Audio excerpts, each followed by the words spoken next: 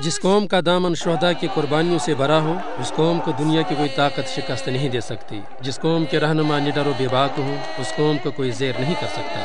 شہید شیخ عبدالعزیز کا شمار تحریک آزادی کشمیر کے ممتاز رہنماؤں میں ہوتا ہے۔ آپ کا تعلق بھارت کے غیر قانونی زیر قبضہ جموں کشمیر کے ضلع پلوامہ سے تھا۔ آپ ایک نڈر و بے باک رہنما تھے اور ڈنکے کی چوٹ پر اپنی سرزمین پر بھارتی قبضے کی مخالفت اور اپنی آزادی کا نعرہ بلند کرتے تھے۔ انہوں نے اپنی ساری زندگی تحریک آزادی کے لیے وقف کی۔ اپنی قوم کی آزادی کے لیے آپ نے قید و بند کی صعوبتیں بھی برداشت کی۔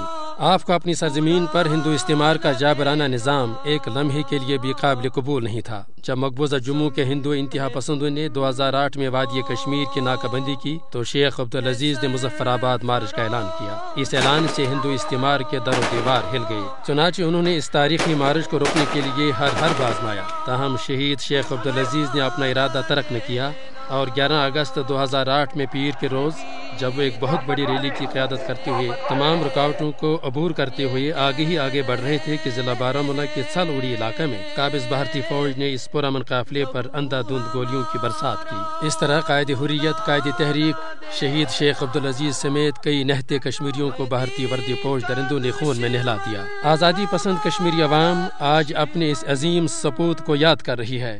شہید شیخ عبدالعزیز کا اپنی قوم کی آزادی کے لیے جوش و جذبہ بلا شبہ بے مثال تھا۔ آپ کا شمار حریت کے اس قبیل سے ہوتا ہے جنہوں نے عملی طور پر مادری وطن کی آزادی کے لیے اپنا گرم گرم لہو نچھاور کیا۔ بلا شبہ شہید کے پیروکار آج بھی شہید کے مشن کو پائی تکمیل تک پہنچانے کے لیے ہمہ مصروف جدوجہد ہیں۔